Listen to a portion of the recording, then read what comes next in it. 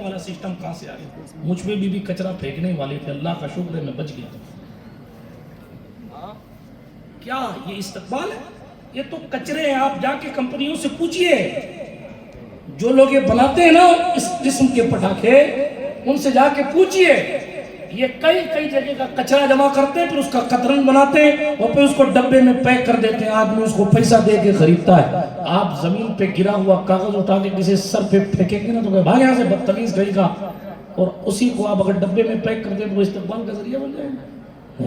استقبال کا ذریعہ، استقبال کا طریقہ ہمارے سرکار نے فرمایا، آنے والے کو جو سرکار نے جو دین دیا، آنے والے کو مرحبا کہو، یہ استقبال ہے۔ آنے والے کو سلام کرو، یہ استقبال ہے۔ محبت سے کھڑے ہو جاؤ، محبت میں ضروری نہیں ہے قیام بھی فرض نہیں ہے۔ ہاں یہ اور مسئلہ، اگر کسی جلسے میں کوئی کسی کے لیے کھڑا نہیں ہو تو وہ سمجھتا ہو لا حول ولا قوت، یہ گستاخ ہے، بدتمیز ہے، جھوٹا ہے۔ ایسا کچھ نہیں ہے، بلکہ ایک حدیث سناؤں، ہمارے سرکار تو صحابہ سے فرمایا کرتے تھے، حضور صحابہ سے فرمایا کرتے تھے، لا تقوموا لی، میرے لیے کھڑے مت ہو۔ یہ حدیث ہے، جس کے تلووں کو جبریل چومتے ہیں، ان کی انکساری کا لیول یہ ہے، میرے لیے کھڑے مت ہو۔ لفڑا یہ ہوا کہ ہمارے پڑوسیوں نے، پڑوسی سے سمجھتے 24 نمبری، پڑوسیوں نے جو کسی کے لیے کھڑا ہونا جائز نہیں ہے، کسی کے لیے کھڑا ہونا جائز نہیں ہے۔ ہم نے کہا اگلی حدیث تو نے پڑھی نہیں، وہ بھی کلیئر کر دوں۔ اللہ کے رسول صلی اللہ علیہ وسلم نے ایک قبیلے کو دیکھا، اس قبیلے کے سردار آئے نا تو قبیلے کا کوئی بندہ کھڑا نہیں ہو، حضور نے فرمایا قوموا لسیدکم، اپنے سید کے لیے کھڑے ہو جاؤ، اپنے سردار کے لیے کھڑے ہو جاؤ۔ اب بتائیے، حضور کسی ایک قبیلے کے سردار کی عزت کرنا سکھا رہے ہیں کہ قبیلے کا سردار آ جاوے تو کھڑے ہو جایا کرو، تو اسی لیے عاشقوں نے کہا یہ حضور نے انکساری کے طور پر فرمایا تھا، میرے لیے کھڑے مت ہوا کرو، ورنہ حضور نے طریقہ تو یہ بتایا تھا جو قبیلے کا سردار اس کے لیے کھڑے ہو جایا کرو۔ ارے جب قبیلے کے سردار کے لیے کھڑا ہونے کا حکم مصطفیٰ دے رہے ہیں تو دو جہاں کے سردار کے لیے کھڑے ہونے کا شان، سبحان اللہ، دو جہاں کے سردار کے لیے کھڑے ہونے کی شان ہی الگ ہے۔ موضوع بدل نہ جائے، لیکن عرض کیا کر رہا تھا، یہ جو باتیں ہوتی ہیں نا یہ صحبت کی وجہ سے ہوتی ہے برادر صاحب۔ ہاں اور آگے بڑھ جاؤں، ہماری بیٹیاں جو بھاگ رہی ہیں نا، میں نے جہاں تک تحقیق کی ہے، معاف کیجئے گا جملہ کڑوا ہو، 70 سے 80% بیٹیاں سہیلیوں کی بدماشیوں کی وجہ سے بھاگ رہی ہیں۔ بے شک جی سہیلیوں کا حصہ اس میں رہتا ہے، چاہے وہ رشتہ دار ہوں یا نہ ہو۔ ہمارا جوان نشہ کرنا کہاں سے سیکھ رہا ہے؟ بمبئی سے نہیں سیکھ کے آتا، بری صحبت اس کو بگاڑتی ہے، برے دوستوں کا ساتھ اس کو بگاڑتا ہے۔ ہمارے بچے جواری کیسے ہو رہے ہیں؟ آن لائن جوئے کھیلنا وہ کہاں سے سیکھ رہے ہیں؟ یوٹیوب کا غلط استعمال وہ کہاں سے سیکھ رہے ہیں؟ آنکھوں میں بے حیائی وہ کہاں سے لا رہے ہیں؟ یہ سب بری صحبت، بری سنگت کا اثر ہے۔ چور کی صحبت میں رہنے والا چور بنتا ہے، اور ولی کی صحبت میں چور بھی آ جائے تو قطب بن جائے گا۔ بے شک بے شک، عالم کی صحبت میں رہنے والے کو دین سیکھنے کا جذبہ پیدا ہوتا ہے، اور وکیل کی صحبت میں رہنے والے کو جھوٹ بولنے کا شوق پیدا ہوتا ہے۔ بہت زور سے حق کہا آپ نے، کہیں نہ کہیں کا دل جلا مسئلہ رہا ہوگا۔ توجہ ہے، یہ سچائی ہے، یہ سچائی ہے۔ ناظم کے ساتھ رہنے والے شخص کو شعر کہنے کی تڑپ اور اس کا شوق پیدا ہوتا ہے، ابھی چھٹا کلمہ پوچھ لیا جائے تو شوق دب جائے۔ اس لیے گزار ہوں ذرا سا دین کی طرف توجہ کریں۔ نعت منقبت ہماری محبت، ہمارے دل کی محبت میں اضافہ کا ذریعہ ہے، مگر ایک کڑوا جملہ کہوں، شعر سنا کر آپ انجینئر مرزا کا جواب نہیں دے سکتے، شعر سنا کر آپ کو ڈاکٹر اسرار اور پروفیسر فلانا اور فلانا اور فلانا کا جواب نہیں ملے گا۔ ہماری اگلی نسل اگر آپ سے کنیکٹ رہے گی تو جو شعر پڑھا ہے اس شعر پر حدیث بھی یاد کرو، جو شعر سنا ہے اس شعر پر حدیث تلاش کرو، جو شعر سنا ہے، جو حضور کا شعر سنا ہے، اللہ اکبر، آپ نے شعر سنا، واہ کیا جود و کرم ہے، شہ بتہا تیرا، نہیں سنتا ہی نہیں مانگنے والا تیرا، ارے کیا کہنا چاہتے ہو؟ جواب آئے گا امام طبرانی نے اپنی کتاب میں یہ حدیث لکھی ہے، میرے مولا علی فرماتے ہیں امام المشارق والمغارب مطلوب کل طالب مظہر العجائب والغرائب حلال المشکلات والنوائب ہاں غالب علی کل غالب امیر المومنین مولا المسلمین خلیفۃ المسلمین مولا علی بن ابو طالب کرم اللہ تعالی وجہ کریم راوی ہے، فرماتے ہیں میرے سرکار کی شان یہ تھی حضور سے جب کوئی کچھ مانگتا تو حضور اس کو دے دیتے تھے، نہ دینا ہوتا تو حضور چپ ہو جاتے تھے، نہ نہیں کہتے، نہ نہیں کہتے۔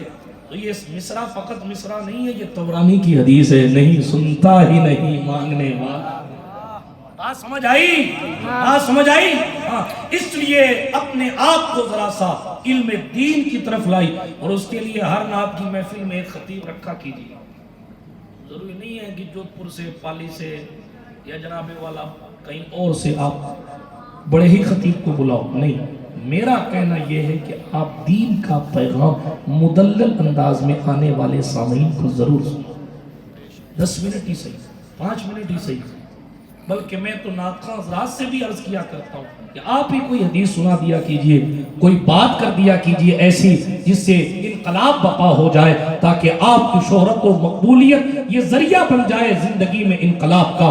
بہت دور بات نہیں لے جاتا، کیونکہ کل 8 نومبر تھا، آج 9 نومبر ہے، اس لیے تیزی کے ساتھ آگے بڑھتا ہوں اور بات کو اختتام کی سرحدوں تک لے کر جاتا ہوں۔ عرض یہ کر رہا تھا، یہ جو برائی ہمارے معاشرے میں پھیلتی ہے، یہ جو گندی فکر اور یہ جو بری فکر اور یہ ناچ، یہ گانا، یہ عیاشی، یہ ننگا پن، یہ عریانیت، یہ چرس، یہ گانجا، یہ ایم ڈی پھیمڈی، یہ بدنگاہی، یہ برائی، یہ برے خیالات، یہ فکروں کی بالندگی، یہ ساری چیزیں صحبت کی وجہ سے آتی ہے۔ بے شک صحبت اچھی ہوتی ہے تو بندہ اچھا ہو جاتا ہے۔ بلکہ اور آگے بڑھ جاؤں، بالکل ولیوں کی صحبت سے کتا جنتی ہو جاتا ہے، صحیح ہے، اور دشمنوں کی صحبت سے نبی کا بیٹا جہنمی ہو جاتا ہے۔ صحیح ہے، صحبت اتنی اہم چیز ہے، ہم نے یہ بھول گئے، ہم یہ بھول گئے۔ آج کے ماں باپ نہیں پوچھتے کہ میرا بیٹا کس کے ساتھ بیٹھتا ہے، کس کے ساتھ رہتا ہے، کس کے ساتھ ٹائم گزارتا ہے، بلکہ وہ پورا دن اگر بدماشوں کے ساتھ وقت گزارے تو اس کو گزارنے دیا جاتا ہے، اور رات کو محفل کی اجازت مانگے تو ماں یہ کہہ کے منع کر دیتی ہے رات میں پھرتا رہے گا، مت جانا کبھی کسی جلسے میں۔ معاف کیجئے گا، یہ بھی ایک سچائی ہے، اور وہ دن میں کیا گل کھلا رہا تھا وہ آپ کو نہیں پتا، وہ زندگی میں کیا سیکھ رہا ہے، کیا نہیں کرنا چاہیے وہ کر رہا وہ آپ کو نہیں پتا۔ ہمارے سرکار کی ایک حدیث سناؤں، اجازت ہے سنا دوں؟ حضور علیہ السلام فرماتے ہیں، سنو لوگو، المرء یعنی انسان علی دین خلیلہ فَلْيَنْظُرْ أَحَدُكُمْ مَنْ يُخَالِلْهُ او کما قال علیہ السلام۔ حضور فرماتے ہیں انسان اپنے دوست کے دین پر ہوتا ہے۔ کس کے دین پر ہوتا ہے؟ دوست کے۔ توجہ سے سنو، موبائل پوری زندگی چلانا۔ انسان اپنے دوست کے دین پر ہوتا ہے۔ فَلْيَنْظُرْ أَحَدُكُمْ، تم میں سے ہر ایک کو یہ دیکھنا چاہیے اور غور کرنا چاہیے کہ وہ کس سے دوستی کر رہا ہے۔ اگر ہمارا یہ مسئلہ سولو ہو جائے نا کہ ہمیں کس سے دوستی کرنی ہے اور کس سے نہیں کرنی ہے، اگر ہم یہ کلیئر کر لینا اپنے ذہن میں کہ ہمیں کس کو دوست رکھنا ہے کس کو نہیں رکھنا شریعت کی روشنی میں سمجھتا ہوں 50% برائی ہمارے معاشرے سے ختم ہو جائے گی۔ کیوں؟ میں نے عرض کیا ابھی، نشہ بری سنگت کی وجہ سے سیکھا جاتا ہے۔ اگر ماں باپ اپنی اولاد کو کنٹرول کر کے، دیکھیں اس کو صحبت تو چاہیے، آپ اس کو گھر میں بند کر کے نہیں رکھ سکتے، اس کو وقت تو چاہیے، اس کے لیے آپ وہ ڈائریکشن سیٹ کریں کہ وہ اپنا وقت جو گزار رہا ہے وہ اللہ کے کلام کو سننے میں گزارے، رسول پاک کی باتیں سننے میں گزارے، اولیاء کاملین کے بارے میں جاننے کے لیے وقت گزارے۔